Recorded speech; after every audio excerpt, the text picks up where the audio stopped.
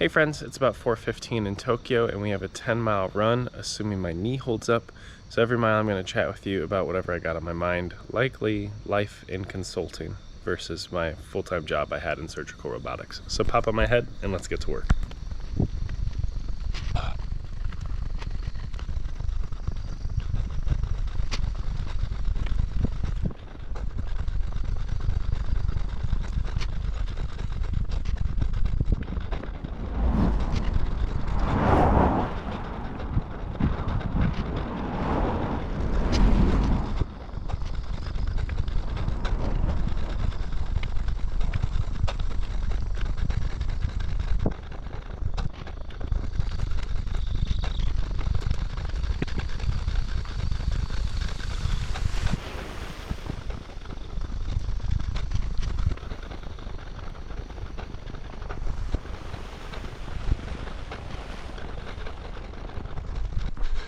Hey, Pretentious Engineer here. I know you didn't ask, but welcome to your weekly one-on-one where I tackle some of the internet's most challenging questions. Now, I've made it my personal mission to help engineers, global leaders, and entrepreneurs find their way. And I'm a busy guy with 4 kids living in Japan, also navigating entrepreneurship. So, I do my pod on the run. But if you're into that thing, come along.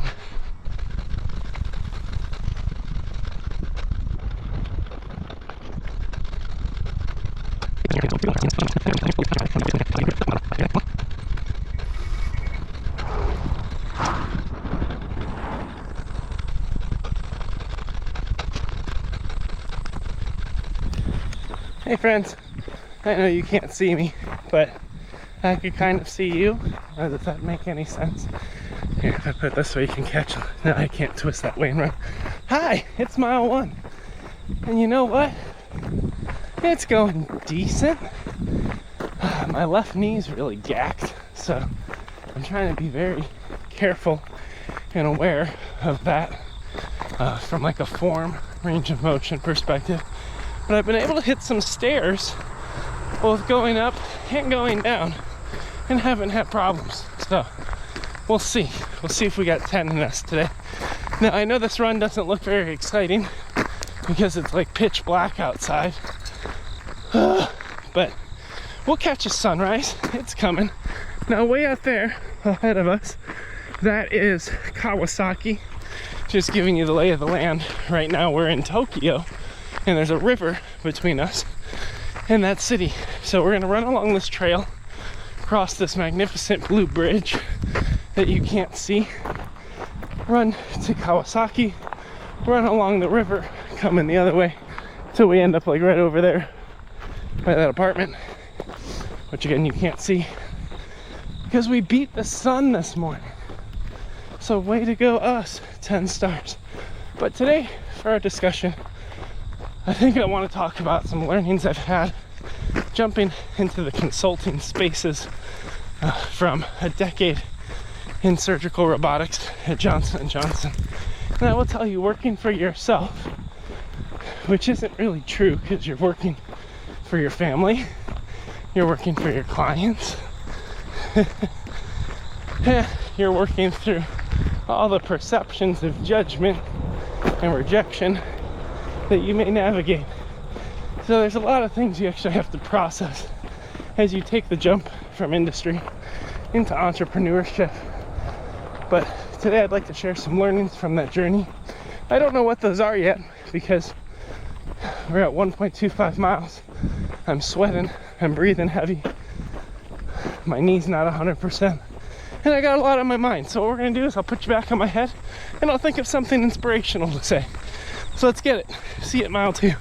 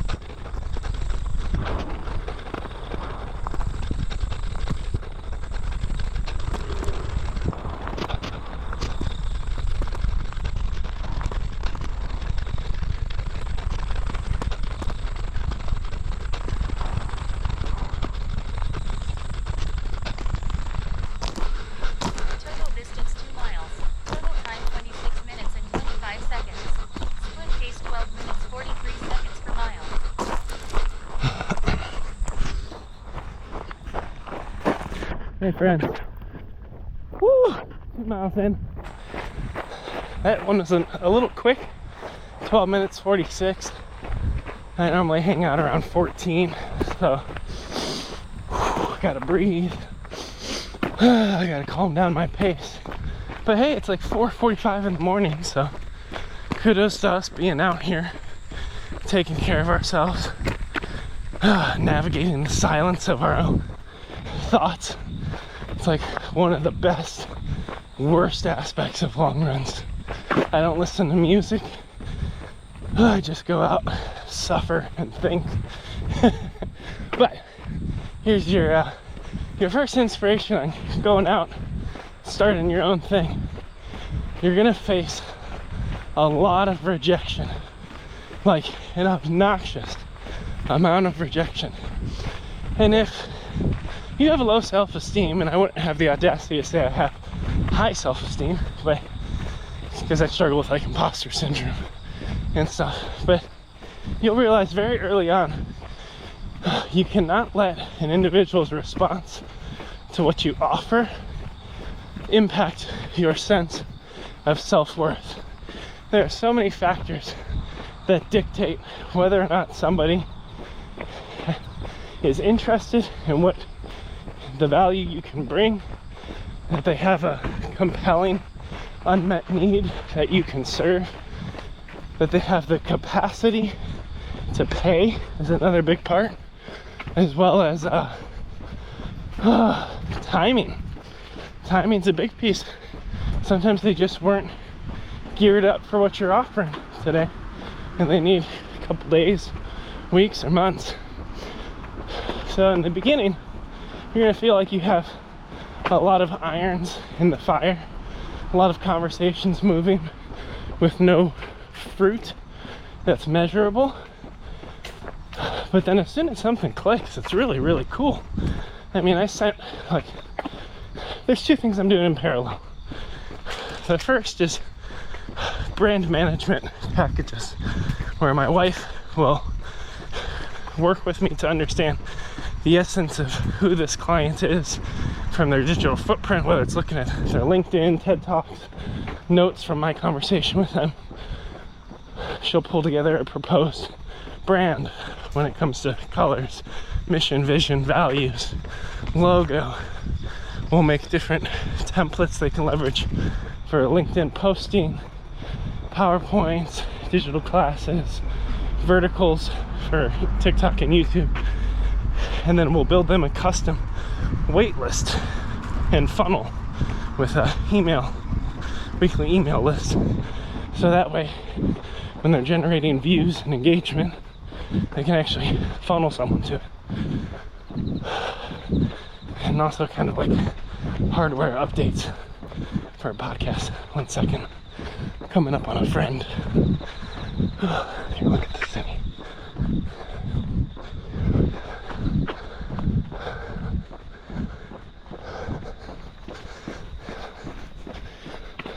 Hey, morning. Nice to see you, friend. So that's kind of the first offer.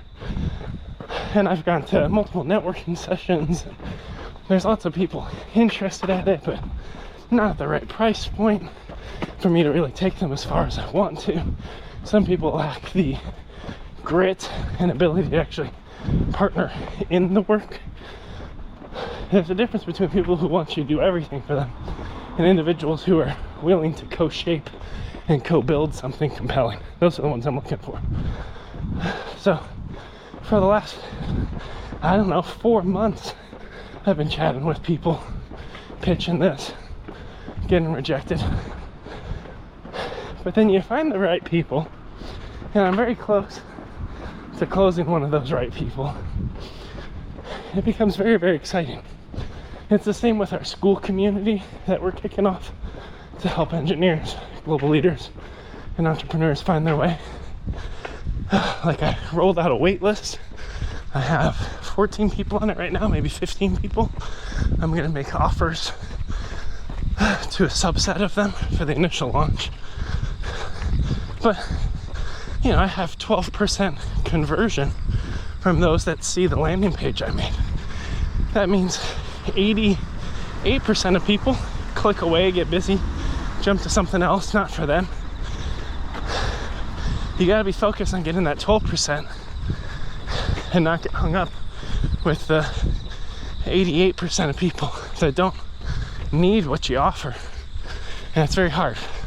Let's talk more about that and maybe price point on the next mile. We're at about 2.5, so focus in, friends. The sun will come out eventually. I was only born in darkness.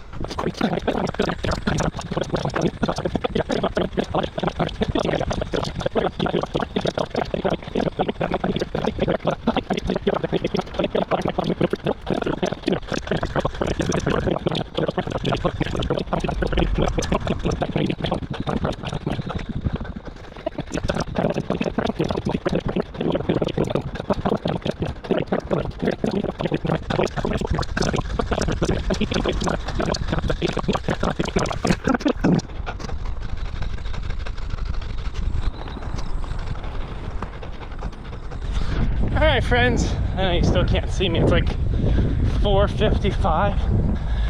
That last one was 14 minutes, so we're on mile 3, and the first thing I want to talk about is how to navigate sticker shock. And if you're not aware, oh my god, if you're not aware of economics and business, sticker shock is this idea that sometimes people will look at what something costs, and based on their limited capacity to buy or what their expectations were, they'll immediately see something and be like, oh my god, that's way too expensive. I would never, ever consider paying that. And I don't necessarily believe in selling someone something they can't afford or that's ill-timed for them. And I also don't believe in working at an inequitable rate. And what I mean by that is doing a job at the wrong price in a way that's not fulfilling for me to sustain my family with. Give me 1 second. The hug is I lost.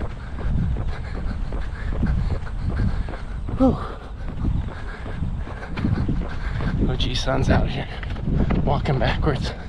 OG-son just means grandpa. He's a champ, man. Out here before 5 a.m. walking backwards. Bro's gonna live a long time. But sticker shock is where somebody has one expectation, and then when you get to the conversation of price, it's immediately like, oh. And let me share a couple examples. One of them, I was working with a potential startup. Yeah, they were talking about the problems they're navigating, and they had kind of a pay me later or pay you later mindset of, hey, why don't you do all this stuff for us, get it off the ground, and then when we're profitable, we'll pay you. And it's interesting, they had worked for years to get their product off the ground, completely bootstrapped, and yet they're willing to give, 20, 30%. It would have been commission, but for me, I look at it as equity. It's technically not, but if you think about it, you do all this work to build something, and then immediately when you're generating profit from it, you hand 30% of profit right back to the person that generates it. Now there's a time and a place for sales, but for me, I was like, what if we just equipped you to sell what you made?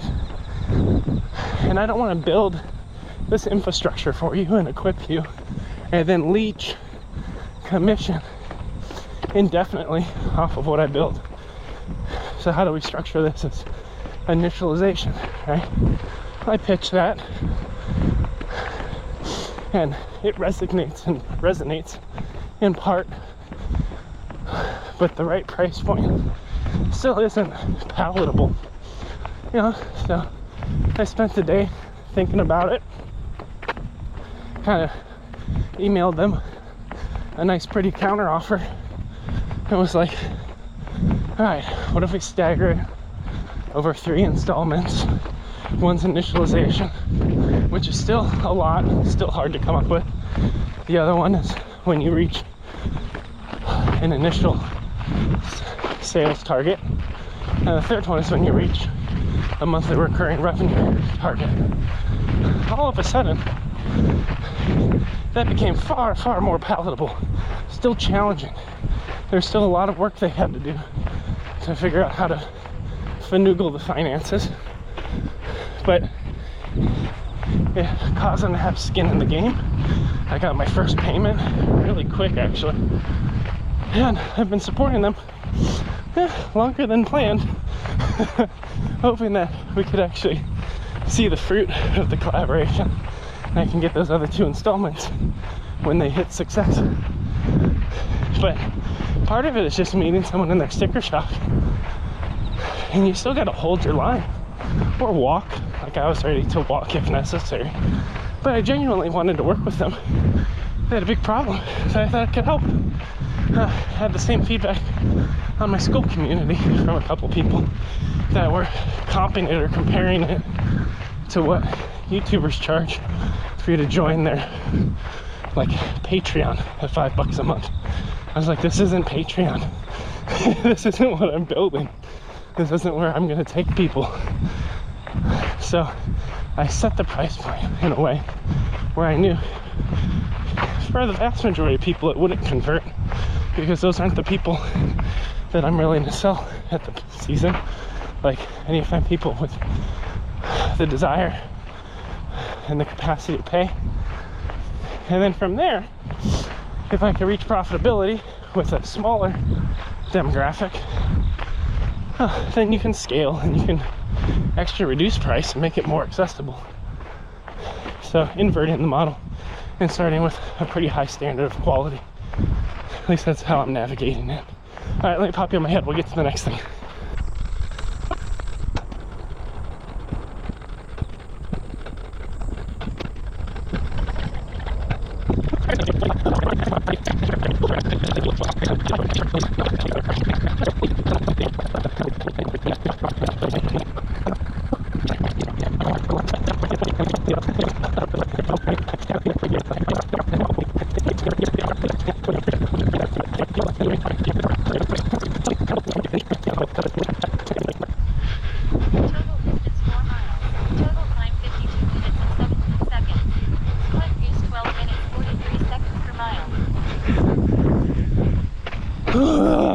Alright, 12 minutes 43 seconds. That's another fast one. So we're about 50 minutes into this sucker. We've run 4 miles. Is that how far we've run? Do we have another mile? Let me check before I lose my mind. Yeah, we're only at 4 miles. Crap! We have 6 left, not 5 left. That's fine. Okay, so building off of pricing and some learnings I've had, working with this startup, and I'm assuming for you as well, folks don't know how to charge, how to set a price. And I want to talk through some quick business economics for you. We're gonna get nerdy, and you're gonna have to visualize, because my edits are gonna be too fast to actually draw you something helpful. But there's this wonderful curve you may have heard of called the supply and demand curve. And normally you'll start, you get your y and your x-axis, right? And from the origin, which is 0.00, you'll have a curve that goes up and to the right linearly, which means it's a straight diagonal line. And then you'll have a curve or a line that starts at the far right x position, 0 on the y, and it'll run up and to the left and intersect with that other line. And that's called the demand line. And basically, the first line was the supply line. And everything under the curve represents an individual's desire or capacity to pay. And this is an oversimplification. So what it means is there's kind of this optimal point. I think price is also part of it. Am I missing a third line?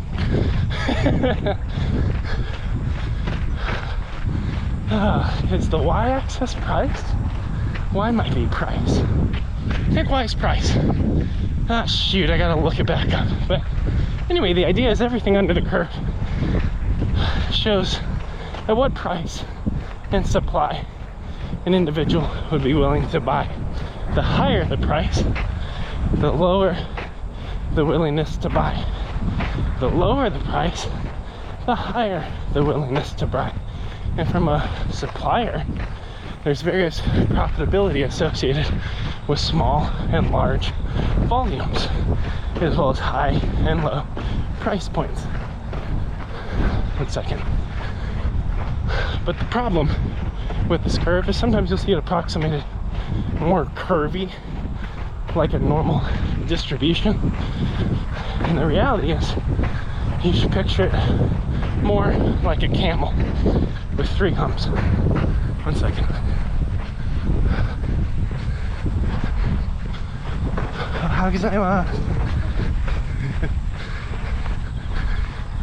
Just hanging out with OG-san. So, ooh, I almost tripped. So, what you should imagine instead is a camel with 3 humps. And I believe the demand is kind of like stratified across the center of each of those humps. The first hump would be high volume, low price. We could perceive this as crappy quality. You know, your classic Walmart experience. I just want a plunger. I don't care how good it is. I just want it to be as cheap as physically possible. Then you got the middle of the road people. They want a plunger with features. Not all the features. They don't need some smart, robotic, self-cleaning cleaning plunger. You know, but they want one that they know isn't gonna break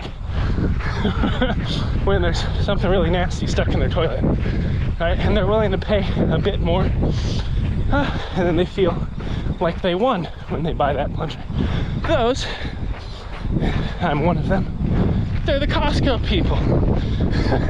They're the ones that pay a little bit of a membership and they'll throw it in their cart because it's at Costco, so they feel like it's the best quality they can get for the best price. Right? Win-win. Costco. Oh, I love my Japanese Costco. But the third hump, that's the mysterious hump. These are the individuals that really care about the experience.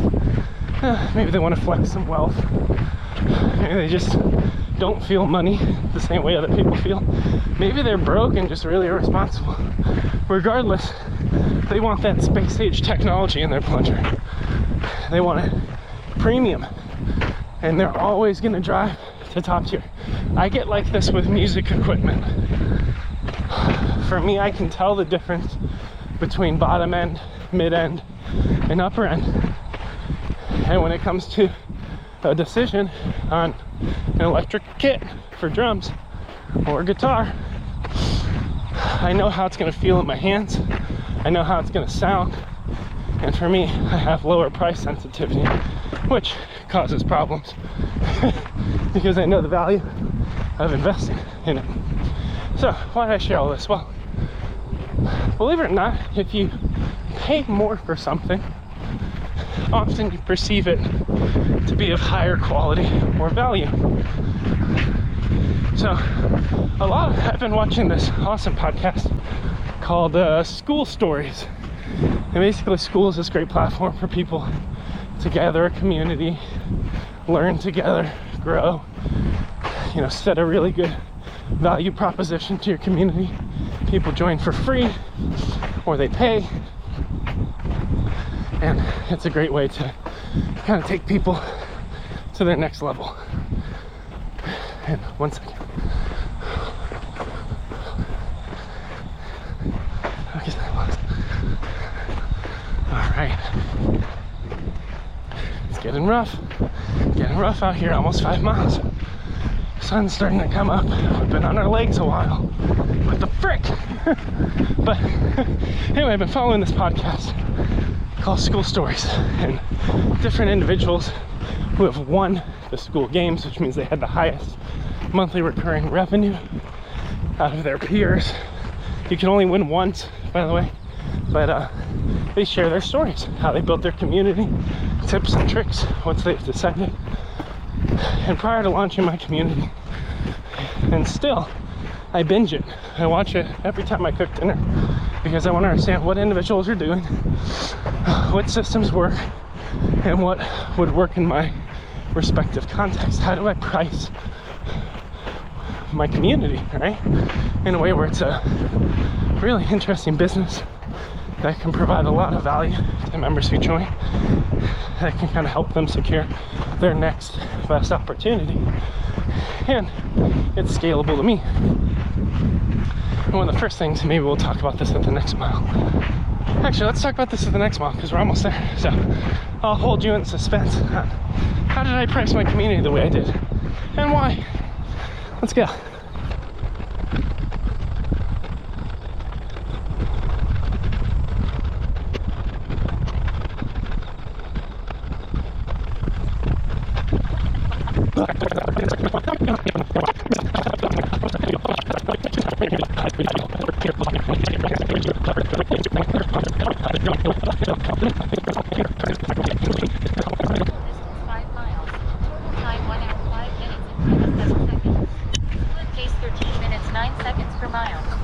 All right, friends, we hit the halfway part. Woo! Turning around, very excited. Now we have a couple people we're coming up on, so give me a second and we'll get to the next thought. So pricing for Skool. Well, one trend I noticed in a lot of Skool creators, and these are still very successful creators, by the way, is that they kind of went into the platform with like a grit and a resiliency, but not necessarily a plan. One more second.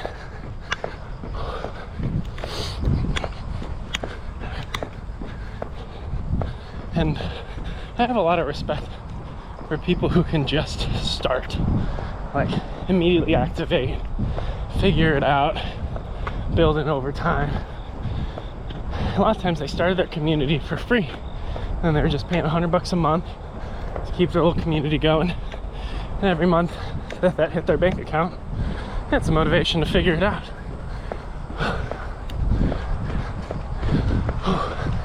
And they're part of the larger Skool community, you know, learning, finding hacks. Some of them ended up joining other communities, paying to get the insights they needed. And then eventually they like cracked the code. Like I remember one individual was talking about like they started learning how to write copy, kind of taught themselves quickly, documented the journey, and started landing clients at like 10K a client. And all of a sudden her community lit up and that kind of pushed it towards tipping point. So this idea of like emergence, that's super cool. I love emergence. I'm an engineer. Put a couple people together, see what emergence happens. I'm all about that. But for pricing, I'm also a marketer.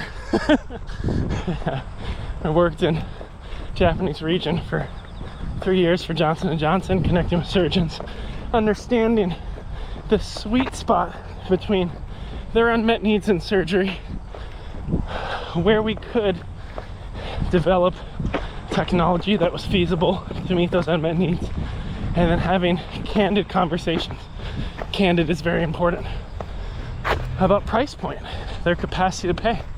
Many clinicians are limited because of reimbursement strategies in Japan. So we can't just make something cooler and better that meets their needs and expect to be able to commercialize it. We need objective clinical data that shows that it's clinically superior to what we put on the market prior. And we have to lobby the Japanese government to get it bracketed as a premium product in its class, to get higher reimbursement, to justify the cost of the technology. There's a lot of artistry in it. So I started paying attention to communities that were very thoughtful about their anticipated volumes, just how many people would join, and their price point. One second. Where was I last? And their price point, how that multiplied by the volumes to kind of give them the outcomes financially they desired. And I noticed there's some people that did high volumes, low ticket, some people that did low volumes, high ticket.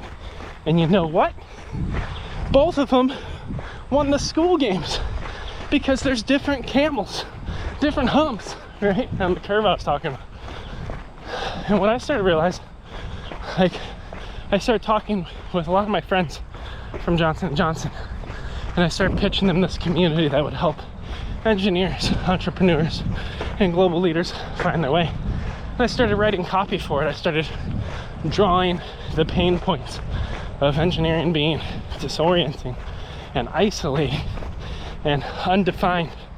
And what would it look like if your career projections were a little bit more defined, like a bounded problem space? What would it look like if you had more clarity about what you need to train for in order to jump through a hoop and get on a track you want to be on? What would it look like if you had a community that was activated and optimizing for your success, helping people connect with global opportunities, sharpening one another? Like, what would that look like, and how would I charge for that? And I remember meeting with one of my friends and just kind of walking her through this, and explaining, like, or she actually remembered this expression from a shared colleague we have of, like, the sad times where he went through a season, not weeks, months, almost years at Johnson & Johnson, and what he called the sad times. He was still there, he was still working, still getting paid well, still even being rewarded in some capacity, but the workplace was toxic, the culture was awful, and eventually he exited. This under individual I was talking with had the same kind of scenario happen. She started looking external, had an offer, was really struggling to get advanced within the organization, told her manager, hey, I have this offer from this other company, I'll be leaving on X and X date. And, like, she said within, like, 24 hours or 48 hours, like, she was promoted, got a raise, everything better. But she was explaining, those are all HR tricks we could talk about in the community. How to get leverage. People don't seem to care until you have leverage to actually leave. But what I figured out around price point and all this was, she was like, well, I would, like, consider paying what I was paying for grad school to be part of this. Like, maybe not today, she mentioned, but, like, if I was really at this low state you're talking about, if this was really what it felt like, because it did, like, I was already paying for grad school out of pocket. And I was like, how much was grad school? I did grad school, but I went to, like, a small Christian college for a master's in global leadership. And we landed on, like, $2,000 every 6 months, and did some quick hand calcs, and I was like, $333 a month. I was like, okay, that's the price point. Like, because I do believe I exceed in value of a graduate course, the power of community, providing clarity based on what I know over the last decade, right? Part of it is learning how to charge even a threshold that you don't have the capacity to pay, but a threshold that matches the value you bring.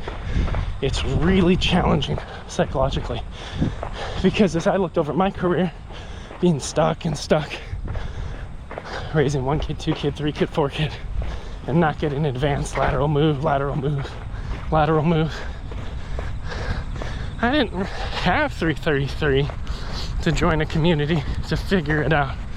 And that gets to the next item that we'll touch on mile 6. So pop in my head, let's go.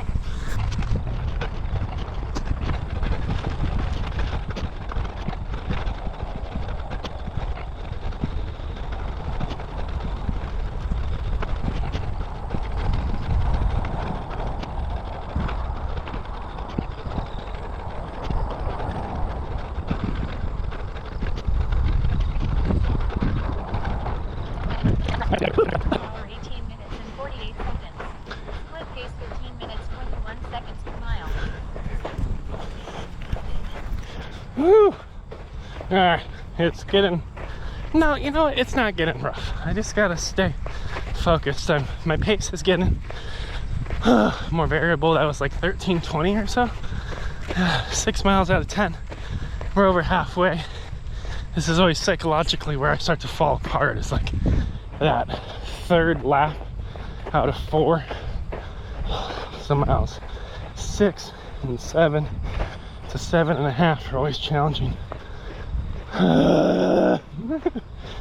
It's so funny how mental all this crap is. Alright, so what were we talking about? It's been a while, been a hot minute. We're talking about price point.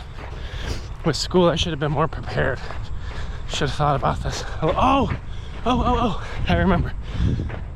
So anyway, I've seen some of these communities.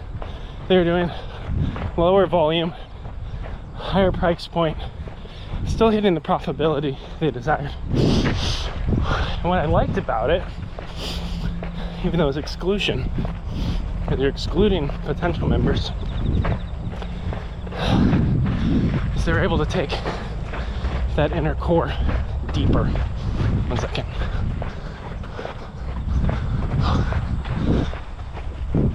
They're able to take members of their community farther, have personalized testimonials.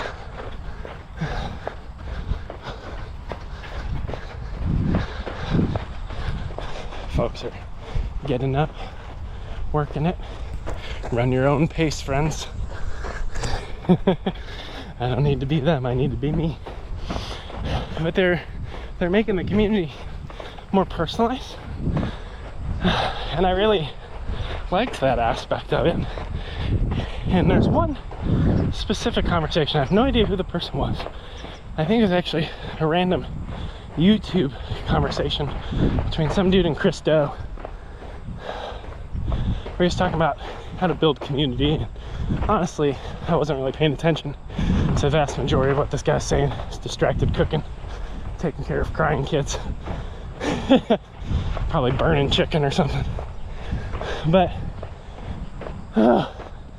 he talked about how he started his community low and then marched it up higher in price point as he felt that he brought more value to the table. But he cautioned against lifetime like price locking, like come in at this price forever, because after doing it for years, he feels like some of those, and this, I don't agree with this methodology, but it's helpful for my discernment. He feels like he's dragging along like dead weight. Like some of these people don't pay anything and they still get the same engagement of individuals coming in at a higher point. And it was really hard for him, you know, like he feels that he has to continue to deliver value to those individuals, but those individuals no longer deliver value back to him in the business he's building, the people he's had to hire, the way he's scaled, and you get stuck. And now you could do a price migration strategy, and you're always going to lose people when you do that, but it can still become more profitable to the individuals you retain if you do it well. But one thing he said that stuck out to me, and I'll pop you on my head as we shoot for mile 7. Holy crap. The long one, friends. We got a half marathon in 3 weeks. Can't be messing around. Is he said, set the price at a point where you would be ecstatic, like genuinely really excited if somebody heard your value prop, it resonated with their current state, they wanted to get to the future state that you said you could take them to, they had the capacity to pay, and they said yes. Because when you get that notification, it'll mean so much more to you. You'll meet them in that, and you'll deliver an excess amount of value. And for me, I heard that right before chatting with that prior colleague about the pain points and what she would have paid to get a roadmap for a strategic exit, as well as all the community and all the downstream engineering value. And I was like, Well, 333, that would be huge. Like, that's a really substantial commitment. I would have to really think about doing that. And if someone was so compelled by what I was offering and who I am that they took that jump, like, I would meet them in that. And I started doing math in my head. And I was like, oh man, if I just get 3 people, like, that's 1,000 monthly recurring revenue. I've never had that. I was gonna say, I've always had to work for my paycheck. I would still be working very hard for those individuals and to build the content. And I was like, and what if they had a great time and they each brought, 4 friends? I was like, shit. It starts to add up in all the right ways. But it's really hard to lift something off the ground, to have the content creation strategy connect to it, drive people to a wait list. That'll be the next step. But battery's gonna die, so I'm gonna swap it as I keep running, and let's get to mile 7.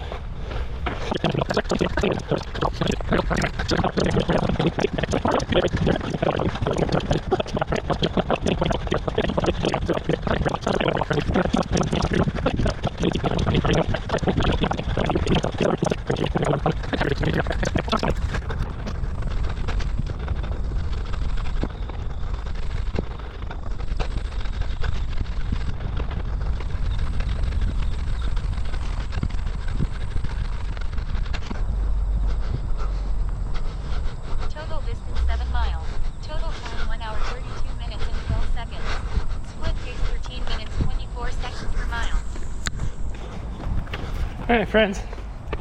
Whew, it's a little louder under the bridge. Nice acoustics. But hey, mile 7. Oh, what is that in kilometers for all you kilometer people? 10K. It's like an 11, 12K. We're tired. It's still taking a lot of mental resolve to press on. And this hill is going to kick our butt. Not at all excited about that. Going to have to breathe through that. So maybe let's do this one quickly. If you're starting a business and sales is something you need to do in any business, learning how to price equitably in an optimized way so you deliver the right value to your client as well as to yourself and cover all your back-end expenses, taxes, employees, medical, all fun things, right? You should definitely YouTube search Chris Do and Daniel Priestley and search them together. Look for the conversations where they're sharing space and chatting. Chris Do is probably one of the best, I don't know if he's one of the best graphic designers and creatives, but he's definitely the best at selling graphic design and creation. One second. Coming up on a new friend with massive knees. Whew. How can I was? Bro's got legs for days, man. Incredible work. Love it. But Chris Do's phenomenal. Some people don't like him because he makes more money than they do. Whatever. I think we could all do better if we learned how to do better. If you're learning how to make money from people who are broke or in the same life bracket as you, probably won't work, right? So don't learn from me because I'm figuring it out.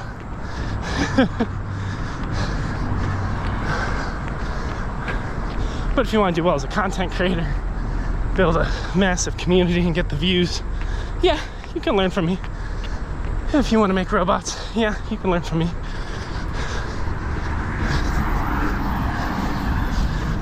But Daniel Priestley, he's got quite a couple books out.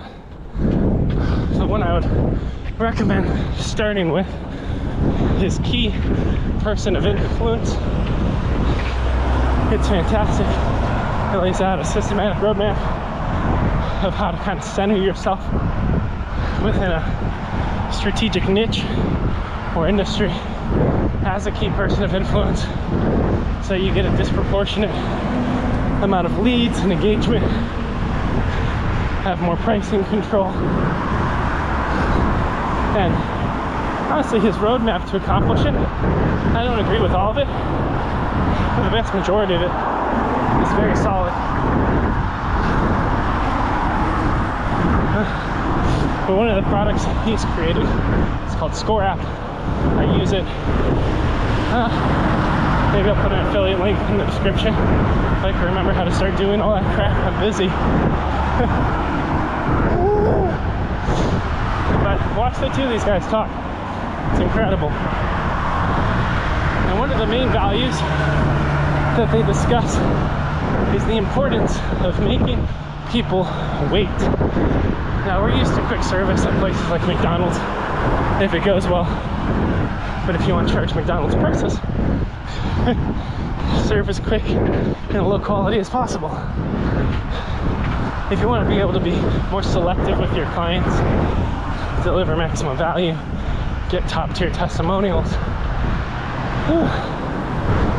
work a little bit less, possibly,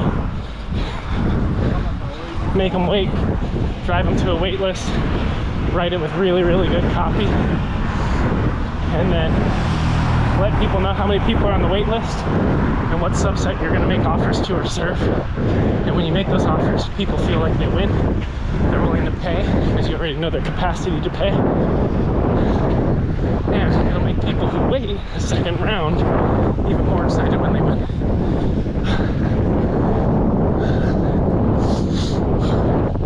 Except for something like a paid community, I'm doing cyclical wait lists. Cycles every month. People get driven to the wait list.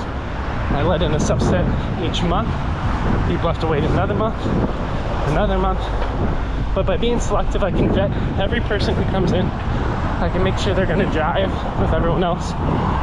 And the secret sauce is when people do get in, especially if they wait or if they feel special for being picked first, the retention, I think, is going to be huge. So even at a monthly payment, they'll be far less likely to cancel because of the hoops they jump through and because of the value they're receiving. Which means even though my acquisition cost may be a bit high, the effort I put into making the wait list, reaching out to people through the DMs, setting up an intro call with anyone who comes into my community, building all the content, like that's all acquisition costs to gather people at a high level. But then once they're in, you'll have some loss probably because I'm not perfect, or people's lives change. Maybe they don't secure their next best opportunity within 3 to 6 months at a 30% pay increase doing something they love, which is kind of like what I hope happens. And if that's the case, they'll drop off. But I think most people will hang out a little bit longer. And if I can have the best retention rate on Skool, I think that's the secret sauce. I think that's how we build a business, how I win. So my family can continue our life out here in Japan. His friend's the motivation.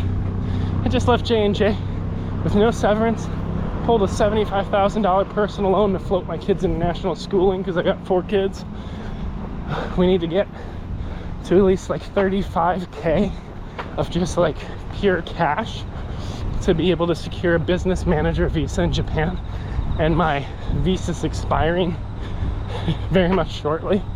So like I have a lot of drive to make this all work. I'm just pulling the pieces together and documenting as I go.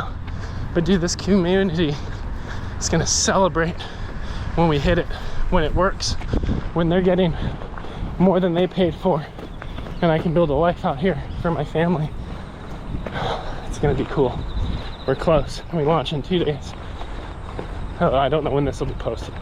We probably launched a couple weeks ago. Join the wait list for the next batch. All right, get on my head. We gotta run to mile 8.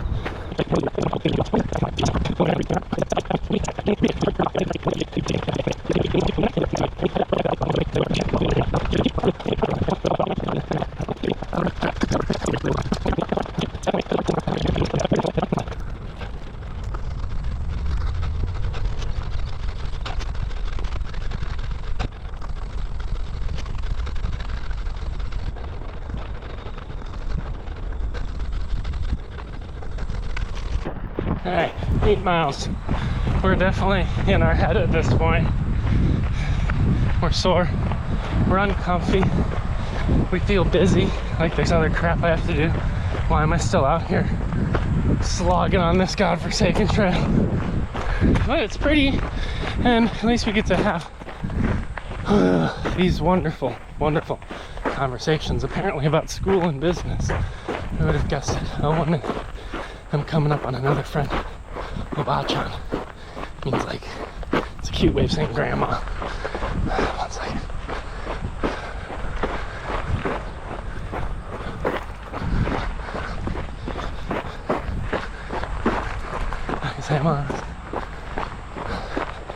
So what I mean by I'm in my head, like my body, I have the capacity to finish this thing, to not stop, to press on. Pace is great. Breathing's pretty solid. Bathroom, there's some insecurities occurring, but I should be okay. I had an incident once. We don't need to recount that. Life's messy. Alright, anyway. You're like, oh my god.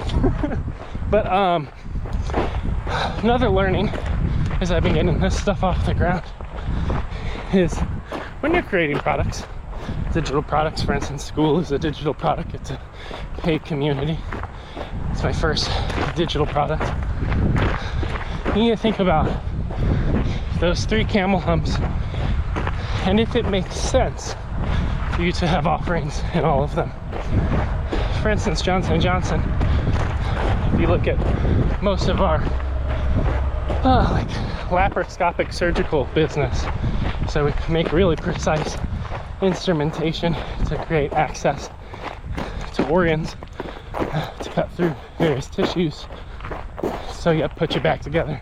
And now we're doing it robotically, almost. Still gotta do first in human. Come on, JJ, you got this. Worked on the platform for like 6 years. But J&J in that market plays premium. We have some stratification of product offerings. You know, sometimes we keep our older staplers on the line for individuals not ready to upgrade to the premium, right? But holistically, when we're developing new products, we develop to the premium market almost exclusively. But if you go to look at other businesses within J&J, like orthopedics or sutures, which are orthopedics is like knees and joints, spine. A lot of these devices are being commoditized, which means there's lots of other players in the space. There's a lot more than in like endoluminal surgery. So because of that, they have to develop optimal products at low price point, high volumes, to service that, to compete. Once you start to lose the premium, it's a hard place to be.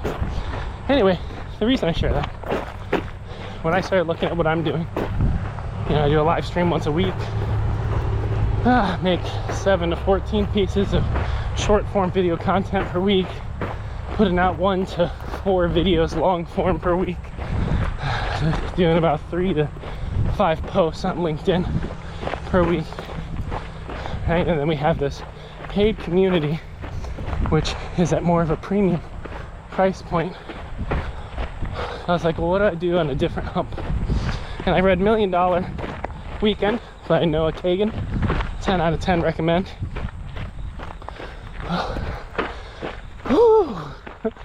It's catching up with me. It's definitely catching up. All the things are feeling not good. We'll see how this ends. But 10 out of 10 recommend, even if I don't agree with all of it. But one of the things he pushed for like a whole chapter, 2 chapters maybe, was this idea of like, start an email subscription. I think, no, I don't swear on this channel, but I think the title is hilarious. It's like, start an email newsletter and make a shit ton of money or something. And I was like, well, in this present season of life where my children's schooling is $18,000 per kid with 3 kids and a 4th in that ecosystem next year, I was like, shit, maybe I need to do that. Like, what do you mean, Noah? Tell me more. Because I hate email. I have this toxic trait of opening an email, reading 60% of it to get the gist, and then ghosting someone. Working on that. Working on follow through in immediacy versus putting it on. But anyway, I started looking into it. He had a product he pushed people to that he made called Mail Fox. Honestly, the feature set was pretty darn solid. It starts free. But then I started comparing it with ConvertKit and turned it into a little bit of a research project. And then I remembered, like, Ali Abdaal talked about how he made all his money in 2022. And he went through, like, how much he made from YouTube monetization, from affiliate links. And I remember, like, he made a crap ton off his email newsletter. I was like, what? He's like getting sponsorships for his newsletter. What?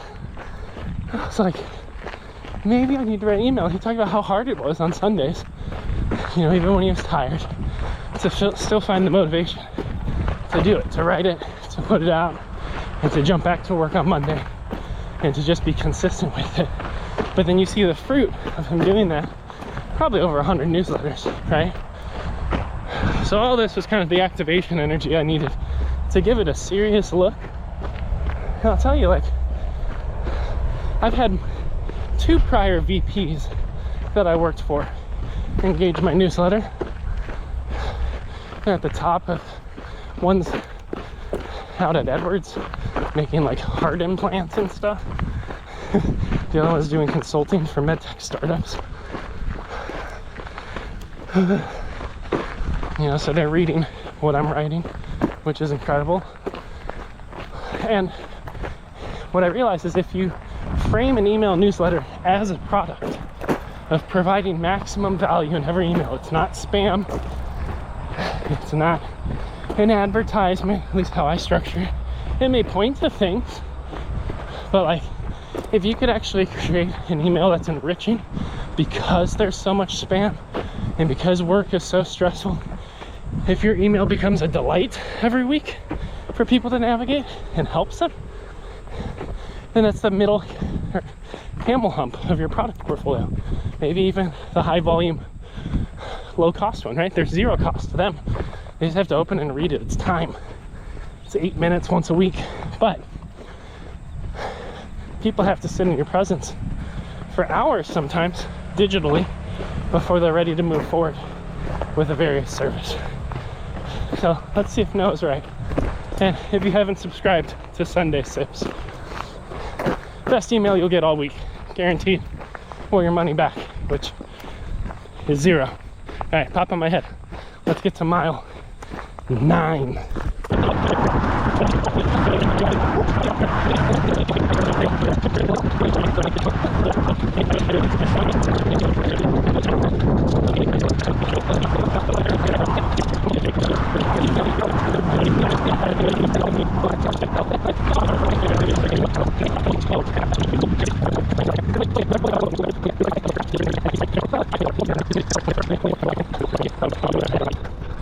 All right, 9 miles.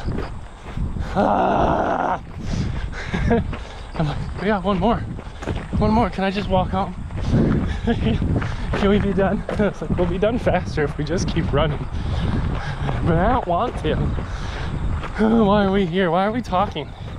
Well, friends, I've thought about my product offering in the 3 humps, and the reality is Sunday Sips is the middle hump of my product offering.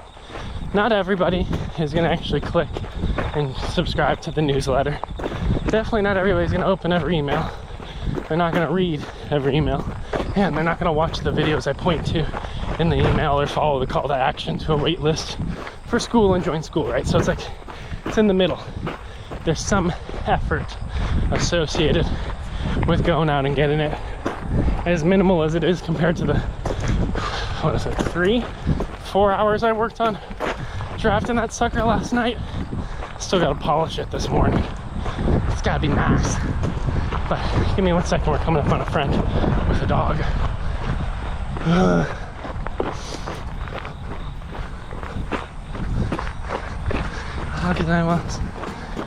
coming up on another Obajan, so bear with me.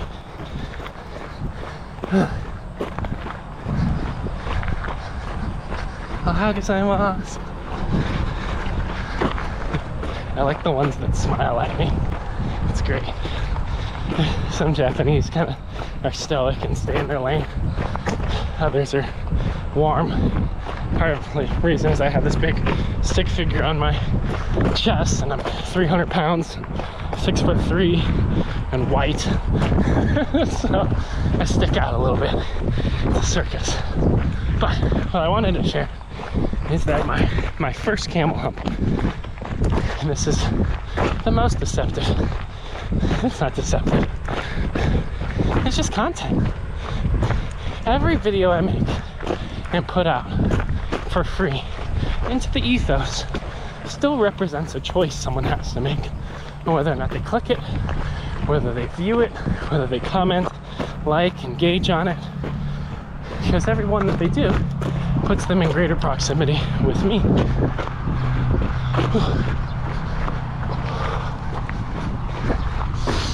And that allows people to, over time, walk up. You know, it's like working from a crappy Ovation acoustic guitar to a middle tier Gibson acoustic. And then someday they're ready for the Taylor, right? Or it could take years of learning guitar. And, you know, maybe you move up each level a little quicker. Oh my God, this is gonna kill me. Okay, I can feel it already. My knees aren't happy. Come on. Yeah, it's the cardio.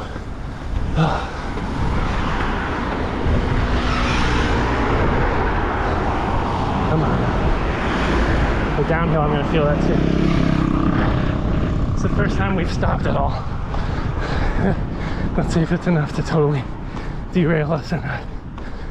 Down the stairs we go. Here comes the ouch, ouch, ouch. Actually, downstairs not too bad. It's just adrenaline and bone on bone. Just kidding, don't do that. But maybe.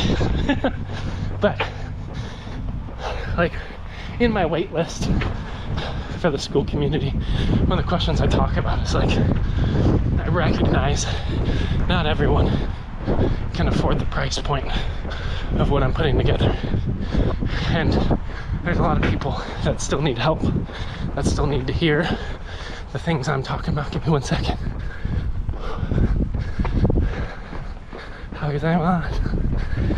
One more second.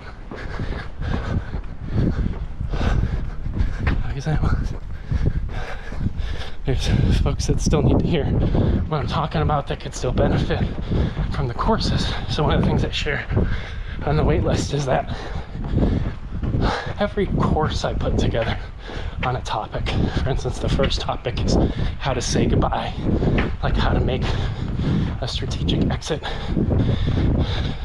proactively to secure your next best opportunity. 1 second. Puffy dog.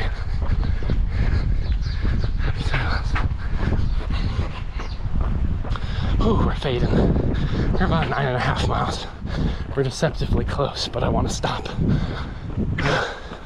But one of the things I talk about on my wait list, sorry for starting and stopping. People are waking up, and I try not to talk because people are just having their quiet, restful morning walk.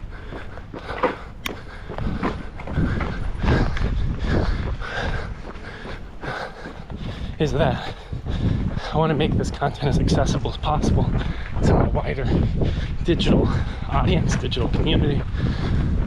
So on the next question, it's like, assuming you remember if the community paying $333 a month, how many video modules would you be open to sharing with a wider digital context for free? And I said, like, consider what's most equitable to them, but also to you, because some individuals have the capacity to pay and they don't care that other people can get the same thing for free. And this is kind of a weed out question I had for at least the founding members. Like, if folks said 0 to 9 because each course will have 9 classes. That's not gonna work for my business model. 3 to 9, still possibly weed out. 6 to 9 is the sweet spot. I'm gonna get some water. I'm gonna treat myself, and then we're gonna walk, I think. The distance still counts. I wanna pull some impact out. I'm proud of what we've done so far. Here comes this experience.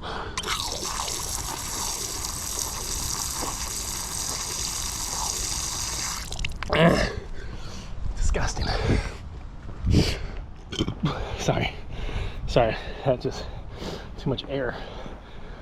It's actually quite yummy. Hey, cool. All right, so left knee's a little wobbly, which is okay. So I'm gonna focus on kind of bracing my core, keeping my tailbone tucked, keeping my feet landing under my center of gravity with a slight forward lean, and trying to progress farther without locking out my left knee. Definitely fatigued from today. Adrenaline definitely took me pretty far, but we're not far enough, so let's make sure we can get home. Where are we at? Let's check. Should we check our distance and then finish this conversation? We're at 9.5 miles, so we'll walk the last half mile in. But my third product, my low tier, my baby hump, is I want to put out 6 classes from each course for free.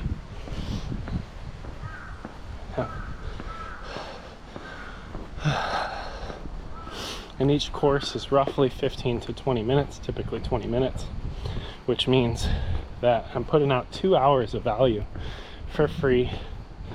If I get through a full course over the course of 2 months, that's about 30 minutes a week of content, loosely. Did I add that up right? Ooh, my knees. Not liking this now that we slowed down. But we'll get there.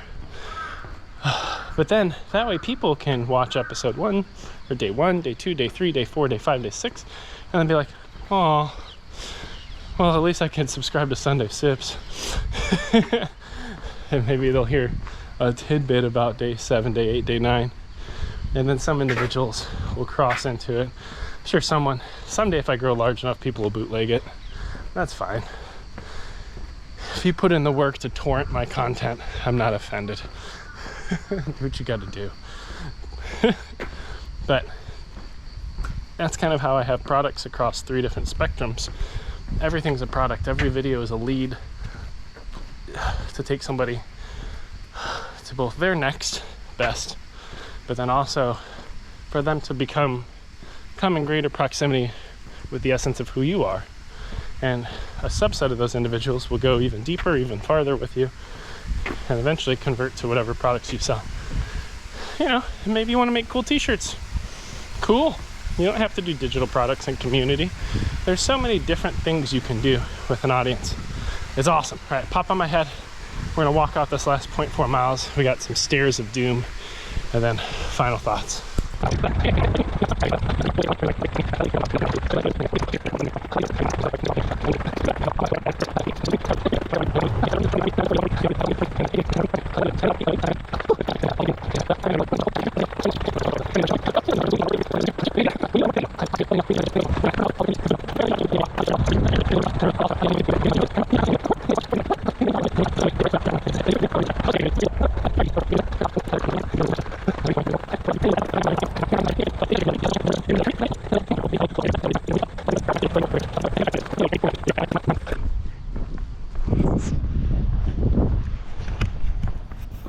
Well, good morning, friends.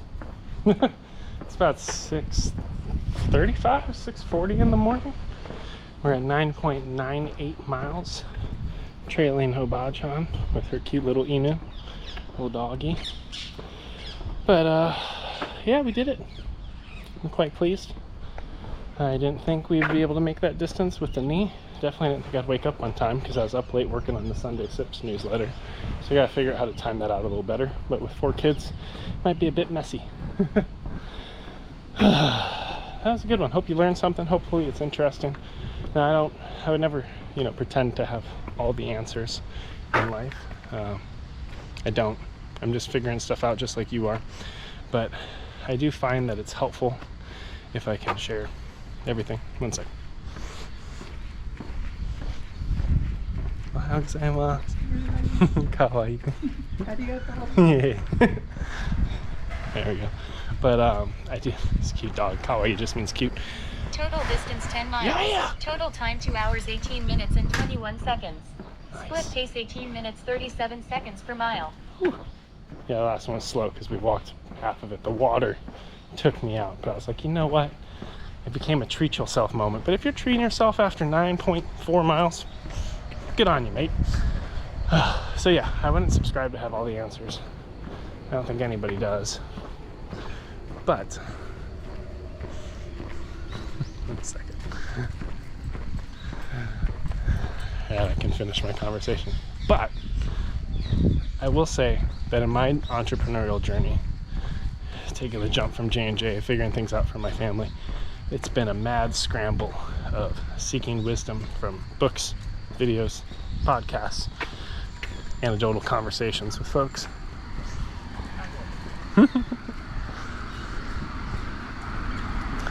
So, I'd rather just share what I'm doing, and if it crosses over with you in your world, good on you. Run! Anyway, friends, keep changing the world. I'm gonna go be a dad. See you on the next one. Later!